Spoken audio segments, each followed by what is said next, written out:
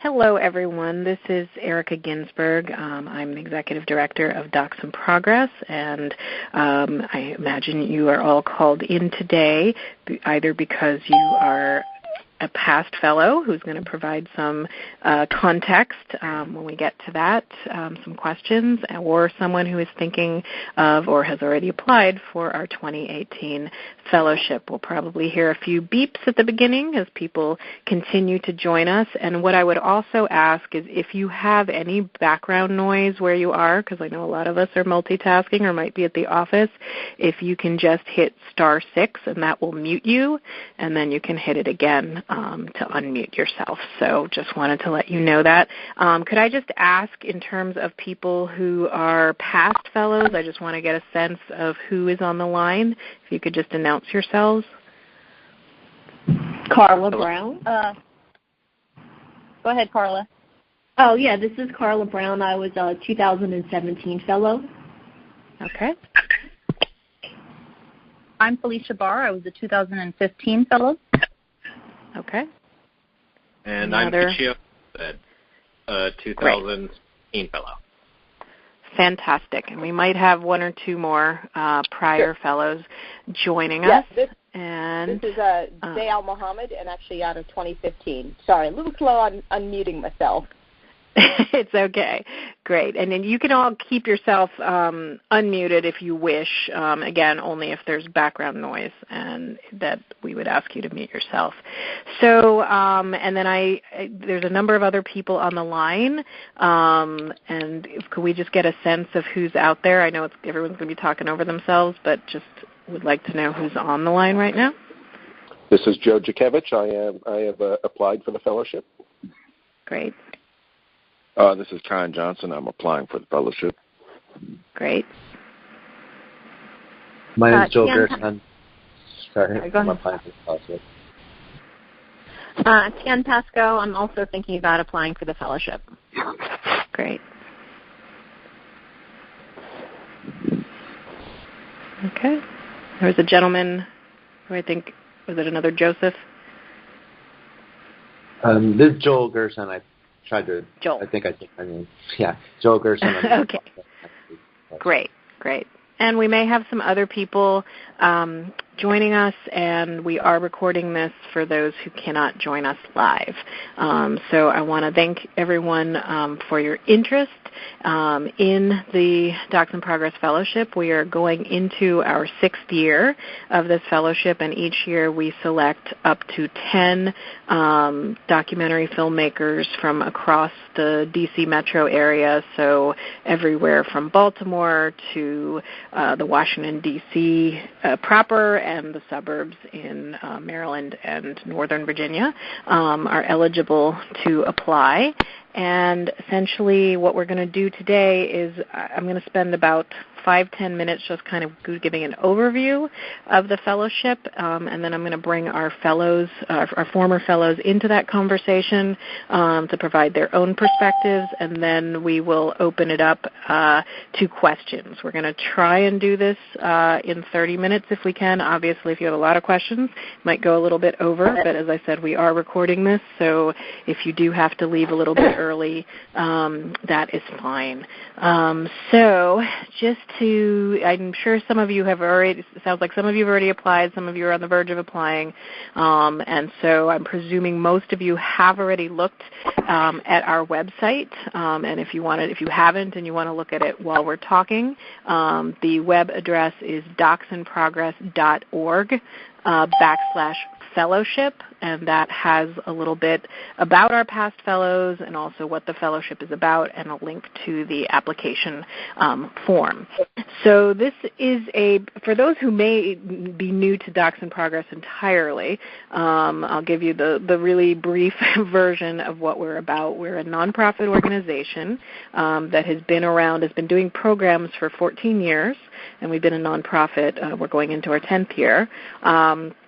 And our focus is really on supporting documentary filmmakers, and we define we usually think of it as emerging filmmakers, but that has a pretty broad definition because that can mean everyone from an aspiring filmmaker who maybe is taking our Intro to Documentary Production class to someone who is working on their first or second film and needs, things like the fellowship or peer pitch or other programs that are, the round table for networking, to even experienced filmmakers. And we have had a few experienced filmmakers as part of our fellowship who may be, working on a new project. Maybe it's their first independent project if they're used to working, in a more corporate environment. Maybe they're transitioning. I always use this example. A few years ago, we had someone who did a work-in-progress screening with us who, had many years of experience as an executive producer at National Geographic, but this was her first time doing an independent documentary. So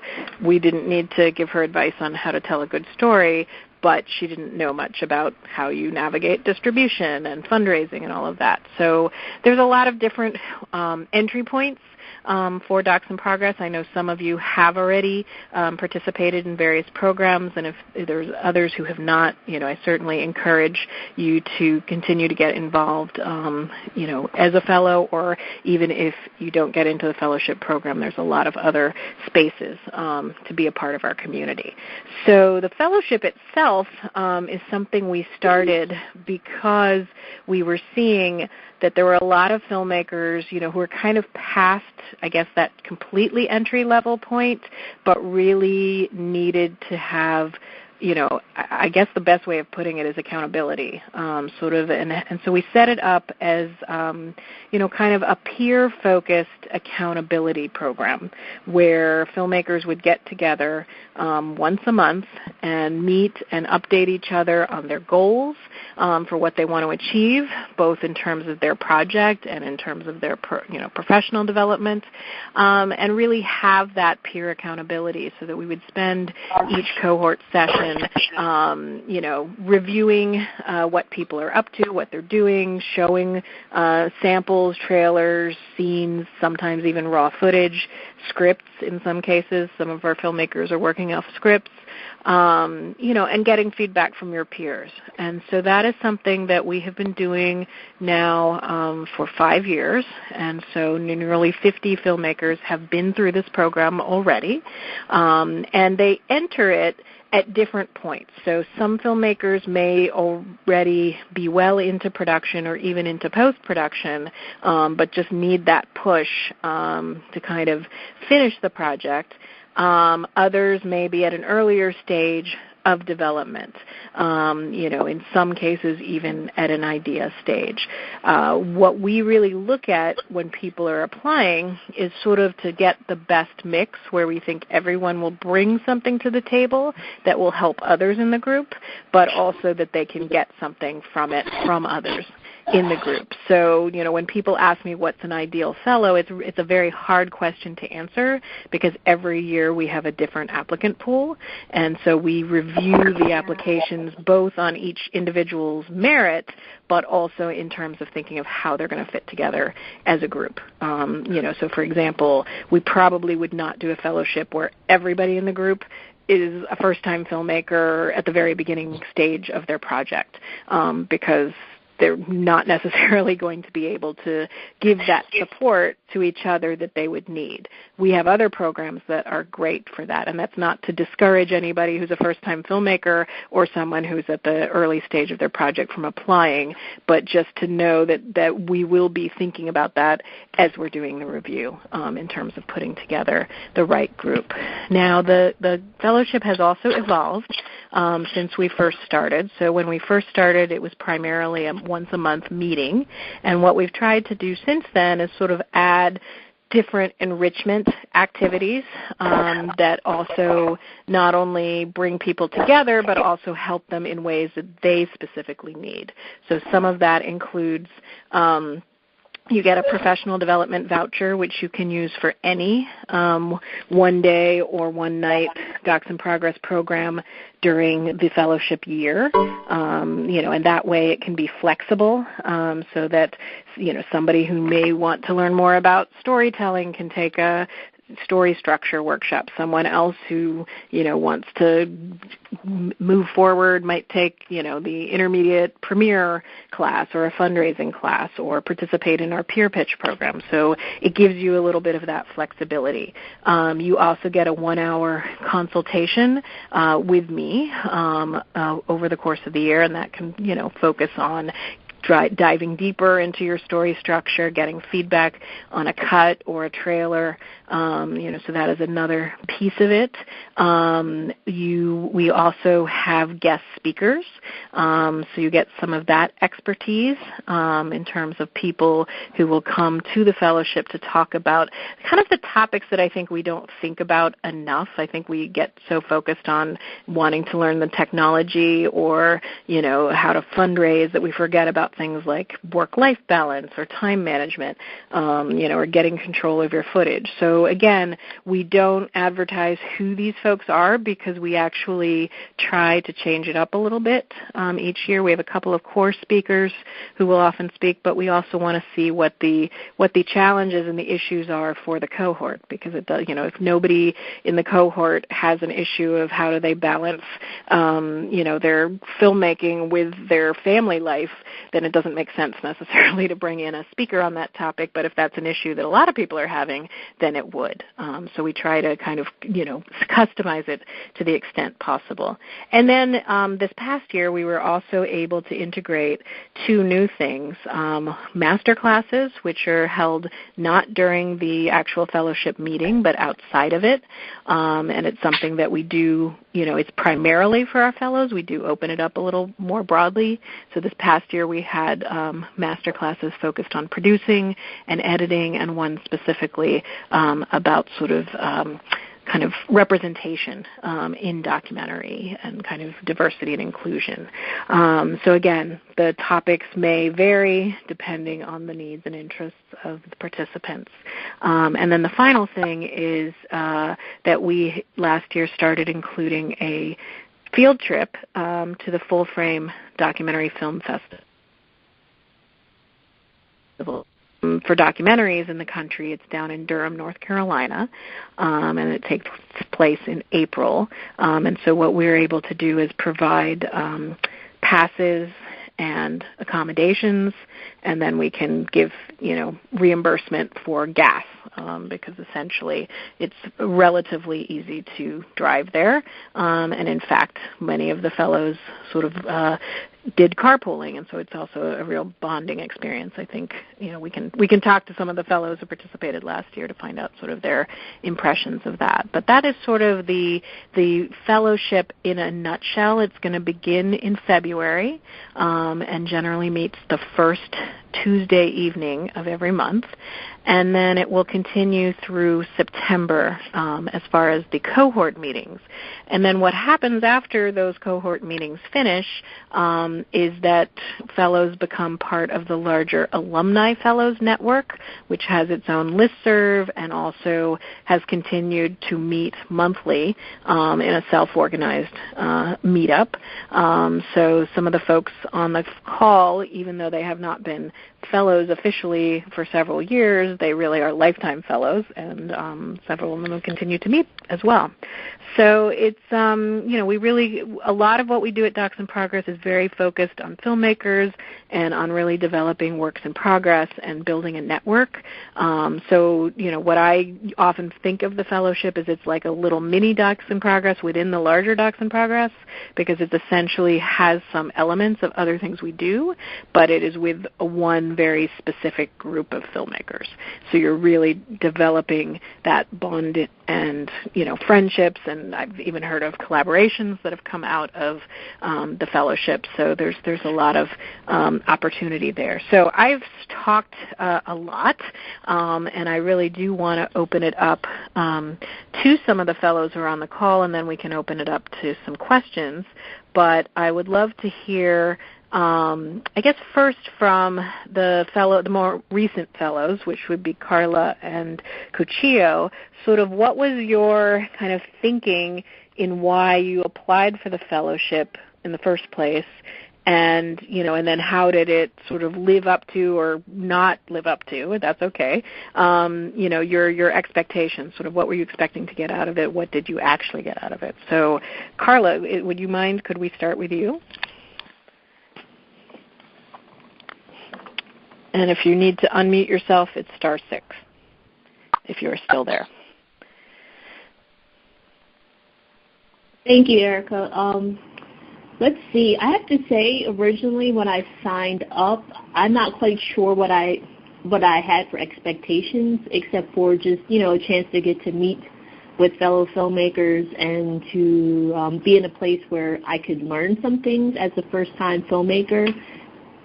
I think the biggest thing that I got out of meeting was just knowing that I wasn't alone. It's hard having a conversation with other people and friends and family, and even peers if they're not in the middle or at the start of working on a documentary, because the personal turmoil that you might go through is a little different than someone else might be experiencing. But I think the most important thing, or the most helpful part of being in the fellowship, was knowing that when we met every month, there were other people who may not be going through the exact same thing as I am, but they understood. And then, like you mentioned before, there was definitely a difference as far as what people's prior experience had been with filmmaking. So that was also helpful, too, to know that someone else who I would have admired or appreciated the work that they've already done, was there to say, hey, I'm kind of going through the same thing, or, this is natural. It's not some uncommon thing for you to freak out about trying to make some story that you thought was important, for everyone else to see, if that makes any sense. Great, thank you. And Cuchillo, you want to add anything to that? Well, my experience was, at that time applying, we were in our project fairly far along in the process of making the film, and we were applying for grants and getting rejected everywhere we looked. And so it just got to a point of systematically applying for everything, seeking out all opportunities and hoping that something converges. And my expectation, I think, for the fellowship at the time was to gain access to a like-minded community. And that's exactly what I think I got out of the experience, being able to come together within a space of like minds and speak candidly with others about their projects and their challenges, and to support what Carla just said, to realize that you're not alone and that the struggles you bear, you share with other filmmakers, is somewhat comforting. And the fact that the fellowship focuses in tandem on the notion of developing your identity and your individual ability as a filmmaker, as well as your myopic focus on your project, I think is extremely helpful. And it's one of those things that you might not think of when you pursue your project. You might not think of the personal development necessary to fulfill your goal. You might be considering only the needs of the film, and really the thing that might be getting most in your way is something on the personal side that needs to be fleshed out. And so having a space to resolve those ideas was tremendously helpful. Great, thank you. So I want to open it up now to our prior fellows, because you've had a bit more time between now and the end of your fellowship official cohort experience. And so I would love to know sort of longer term what has been the impact of the fellowship on you. Day, could we start with you? Sure. So this is Dale Mohammed. I was from the 2015 class. I think one of the toughest things, especially when you're working on kind of a documentary project, either on the side or on your own, the stuff takes time. And as you watch like a year slip away, or maybe even 2, you start to go, am I ever going to get this done? Am I a failure? You know, other people are cranking things out. And the truth is that isn't the way it happens. Actually, for a lot of folks, it does take time. And you're in between losing an editor and finding a new one, or some new information came up that you have to incorporate, or there's always one more thing. And I think in the long term, the fact is, and I love it, Erica warned us, like, you will not finish your film in this first year. Do not set yourself up for that. I didn't believe her, just so you know. Nobody ever does. Nobody, yeah, I'm sure that, yeah. And so part of it is that the ongoing meetings with some of the felony alums long term is that it gives you a place, a space, and a people that you can come back to go, when you need to, I guess, refresh that well. So I guess long term, you think about kind of 3 different areas. One is the idea of that personal support network that you have now built. These are people who are going to be with you. Maybe not everybody in the class, but there are ones that you're like, oh yeah, I know that name. Or you'll check in every few months and go, hey, what's going on? There's the professional side of it where I can be like, hey, I'm trying to put this out. Where's a good place to send it? I don't know what to do next. And someone can just drop a comment, or someone goes, I was doing this for my fundraiser. And I'm like, that's a great idea for a reward. And so that's that professional sharing. And that keeps going, where you have somebody you can just pop a question to because you aren't sure. And instead of hunting it down and Googling it, someone can actually give you an answer. And that third part is the opportunity for learning you have at the time, but also as things go on, you're now kind of in some ways embedded in the community. So you will hear about things that come up. You go, I need to know about that, or that's something that might help move me forward. So those are kind of 3 long-term benefits that I would say kind of come from this. Great, thank you. Felicia, would you like to add more to that?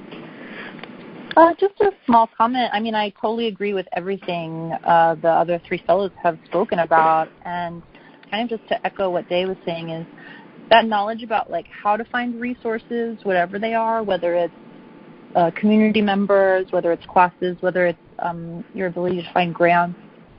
That kind of knowledge is really condensed in the fellowship. Like when the speakers come, I just remember a lot of what they said. I can refer back to my notes, and overall, I just think it's made me a much more resourceful filmmaker. So I really value that. Great. So in terms of questions, I actually would like to open it up because I'm sure that some of our folks on the line, have specific questions about the program or about how they would fit into it. If it's too specific to you, then maybe we can schedule a time for a phone call directly later. But why don't we open it up? Does anybody out there? I mean, I certainly have more questions I can ask, but I want to make sure this is focused on what you all need. So why don't you, whoever would like to, start us off? This is Tian Pasco. I have a couple of questions. The first one is, it sounds like in terms of entering, you can take submissions at even just the idea phase, like as a proposal, meaning like for my idea, I haven't shot anything. It's really just essentially like a treatment kind of stage. That's appropriate, that stage for entry? Yes, I think as I said at the top, we look at each proposal and each application on its own merits, and then we think about where people exist in the larger group. We have had people who have been at the idea stage and not started filming. Those are often the people who think I'm going to finish my film in the space of the fellowship. And I'm thinking back to even people we had in the very first fellowship cohort. We had someone who was a first-time filmmaker idea stage, and she made significant progress during the fellowship. It probably took her another 2 years to finish the film. But yes, that would not preclude you from being part of the fellowship. The main advice I would give, just based on seeing, and we involve former fellows also in the review process as well as staff. So my advice would just be that if you're at the idea stage, maybe it's not like I just thought of this morning. It shouldn't come across like that. It should be, you've actually thought through sort of what you want to do. We had a really good applicant last year who did end up getting into the fellowship, who, had a pretty, she hadn't started filming anything, but she knew what her film was going to be about, and she'd already started to sort of envision it. So I would recommend, to really kind of put together, if you're going to be at that stage, you don't have to include a proposal for the film. That's an optional thing. But for those of you at that stage, I would probably recommend it because then we get a better sense of sort of where you are in terms of thinking about it. Okay. My second question is, can you give us an idea of about how many applications you received for fellowships in the last few years, just roughly? Yeah, it varies from year to year, and again, because we are pretty specific in terms of our region and in terms of, the commitment of time and, participation fee, typically I would say last year we had, I think, somewhere between 20 and 25 applications for up to 10 spots. So it's not Sundance. You have a much better chance of getting into the fellowship program than you do getting a film into Sundance. But at the same time, we have noticed that it has become more competitive in recent years. So that's again, not to discourage anybody. I would encourage everybody on this call, if it sounds like something that is still of interest to you, to go ahead and apply. But there is some selectivity, and again, we're really looking at the group. So if we end up with only 9 really good candidates, we're not going to make it 10 just because we can make it 10. So it's really we're looking at how they're going to work together as a group as much as filling. It's not really about filling slots, I guess is the way I think about it. Okay. Thank you. All right. Anybody else have questions?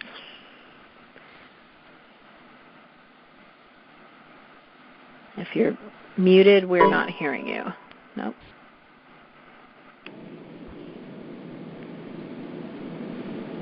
Hi, can you hear me? Yes. Hello? Hi, yes, this is Joel Gerson. Everything sounds super positive. Sounds great. Is there any drawback whatsoever that anybody had in any way? It sounds great. I'll speak for myself, but I think it's definitely one of the best decisions that I made. I think everyone's kind of touched on the same thing about just having that community and having resources available. And there have definitely been times where I've decided to attend other classes or other master classes, and I've met other people that I've networked with, or just getting someone to talk to.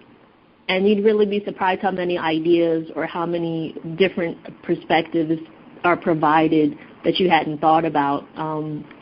There's definitely, I would not say there's any drawback. I think he has everything to gain, to apply and to get into the program.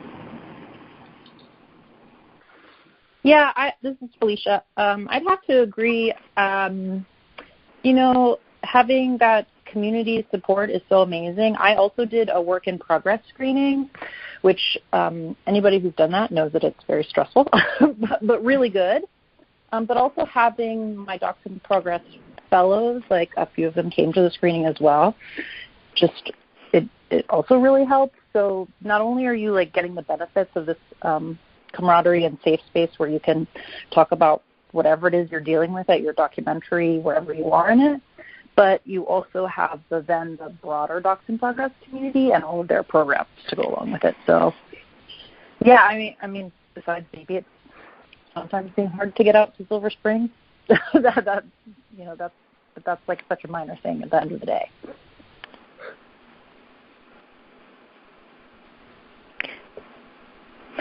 Yeah, and I would. This is Erica. I would just add. I mean, obviously, the people who have selected in to be a part of this call probably are the people who've had the most positive experiences with the fellowship. And obviously, I run it, so I'm not. I'm going to say it's the best thing since sliced bread. But what I would encourage you to do is on our website, you can look and see we have information on all of our past fellows.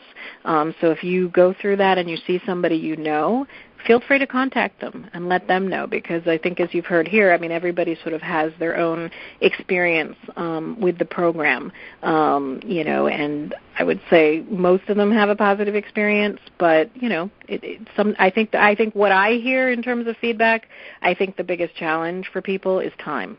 It's really making the time and the commitment to, actually be truly engaged, not just coming to the cohort meetings, but meeting with your current, your co-fellows between meetings, actually, following through on the goals that you're setting. And I think for some people, if life gets in the way, which it sometimes does, that can be frustrating because you feel like, other people are making progress on their goals and I'm making little snail steps forward because this other thing happened. And we really try to, kind of meet people where they are. But I would say for some folks, that's probably the biggest downside, is just feeling like, it's not that it's I don't think of the fellowship, and the fellows can correct me if they feel differently, I don't think of it as feeling competitive. But, I think every year we do see people who make a lot of progress, and there's always a few people who, through no fault of their own, it's usually related to work or something that's happening in their life, don't feel that they're making as much progress as they had hoped to. And my feeling is that's part of why we wanted to continue the alumni network. So if someone just had a slowdown during the period of the fellowship, they can continue to kind of keep going and keep meeting with their peer group. So does that sound fair in terms of those on the line? This is Day, actually, and I really wanted to give that question a lot of thought. And I think one of the things that at least I think I've told people in the past was, to really benefit heavily from the program, I think you really have to invest in it. Where, like I said, you can't just show up on the day and listen to the speakers and call it good. And I know that might not be what folks necessarily want to hear, but you will get more if you spend more time. I can, for the folks in my class, I know Bonnie was doing, I can detail pieces about their film. I know about Felicia working with artist Matt Mitchell. I know about Bonnie and her search for her Jewish spiritual life.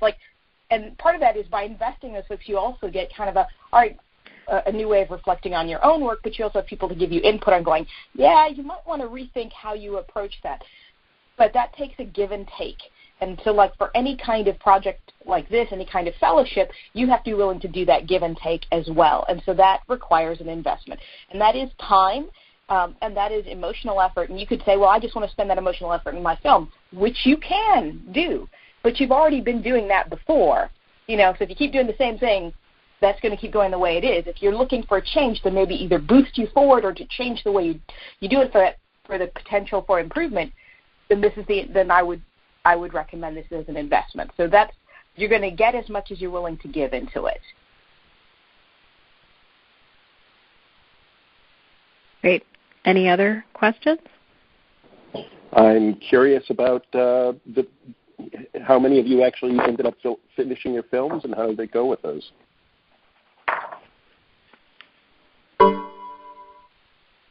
So this is Felicia. My film is close to finished, but I also started 2 other projects after the fellowship, and I think part of the reason I did that was because I had confidence that, doing I could start new documentary projects and get them to them. So one of the ones that I had started after the fellowship ended is complete, and we're just trying to get it out into the world. And then the other one is in basically production right now.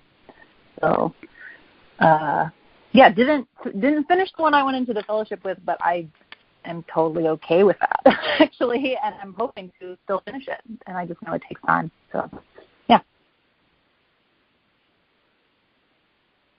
So this is Day. Mine is on schedule for end of February of this year. So I, like a lot of people, I have an outside job, but I also am an author, so I end up having to meet some deadlines for some novels in between.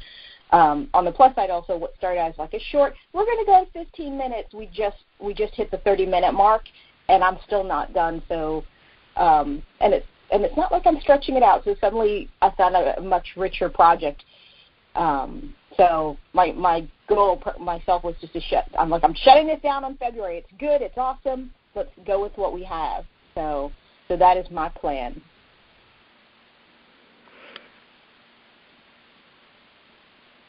Yeah, and you're hearing from fellows who've been in the 2017 and 2015 programs. I would say just from observation, typically in any program, there's probably 2 or 3 that get, and again, it depends because some people are making long-term observational features. Some people are making, very specific shorts that are very time-sensitive. So it's I would say we've had quite a few finished from the first fellowship and the second.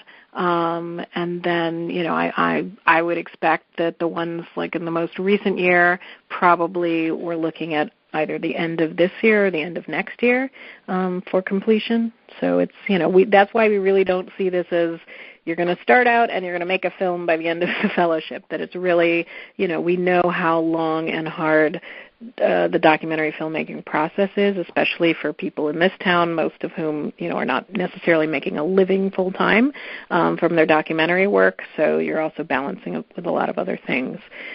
So we actually look at success in terms of making progress with the film rather than necessarily finishing it, although, of course, we're happy to be your number one cheerleader once the film gets finished. And we also try to showcase the work of our alumni as well. So we've done that with a couple of former fellows.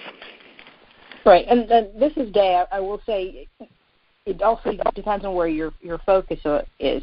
Like my year, I actually took all of that information and everything, and I used that year to help figure out what did I need to do to run a fundraiser. And I used Kickstarter to actually fund the actual filming. Yeah, and I think that mine was maybe more getting a handle on what my story was and how to structure it and what we wanted it to look like in the end, because we'd already been in production a little bit and had some ideas about it, but it was still fairly amorphous at the time. So I would say now, looking at it, it's definitely a lot clearer what that piece ended up as. So it's something very different from what Day was doing. Any final questions? We probably have another 5 minutes or so for our call.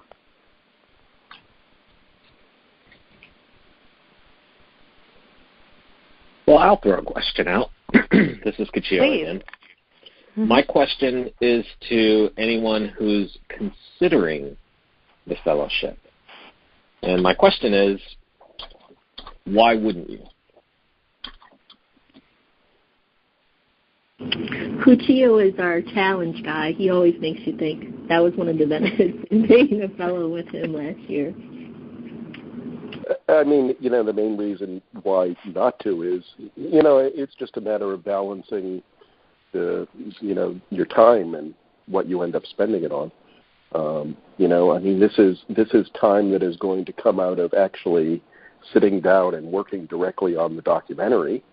So I have to figure out, is this going to be more valuable for me in terms of the time commitment than it would be just working on the documentary, or if actually this will help me work more on the documentary because it'll help me not procrastinate. Well, I think it will certainly go. Oh, go ahead. Yeah, I mean, I am inclined to apply, and that's actually I already put in my application, but that would be the trade-off that I would be considering. Yeah, I mean, I think the procrastination measure is one that is often underestimated. And this is certainly an opportunity to sort of really address that. I mean, if you're one of those people that it's really not a factor for you and you know that you're going to commit that time, then by all means, commit the time to your film. But I think a lot of us, myself included, think on paper that we're going to commit that time, but life gets in the way, and having the cadence of a monthly meeting and the peer group that's encouraging additional meetings is helpful. And in my experience, it just helped me hone in my focus for the project.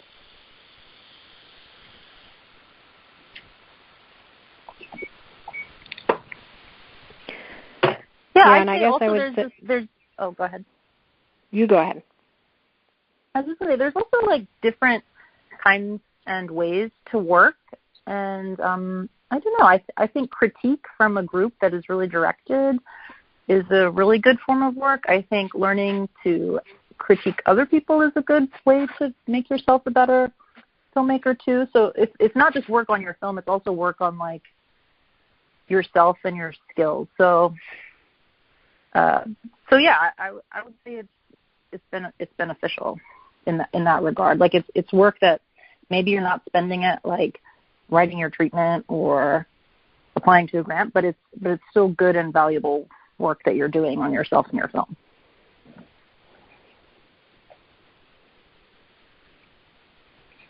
Yeah, and I would add that just observing even this last year's group with things like that, in terms of writing grants, is that actually having that network of peers was really valuable for a lot of filmmakers in that group. They were actually sharing their grant applications with each other completely outside of the formal meetings and getting feedback, and and several of them got grants.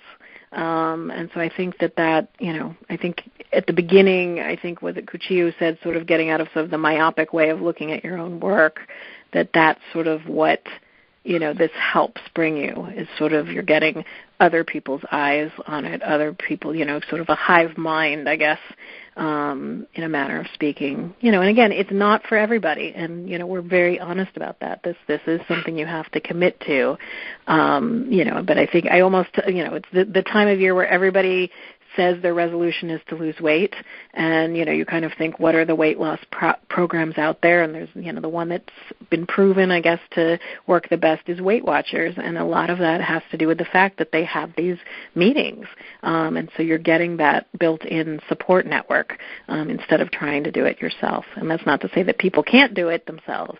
It's just that I think for a lot of people, just having that peer feedback, both positive and constructive, having that accountability is really what makes the difference. And that's why, we can add all of the enrichment activities. We can, send people to the Sundance Film Festival and a different film festival every month. And still the feedback I get at the end of the year is not that the most exciting thing that everybody did was the film festival. It was actually the monthly meetings. So that's really the core of the program, and all of the other things that we've added to it are really, the icing on the cake, which I love that I started with weight loss and ended with cake. So anyway, any final questions before we finish this call?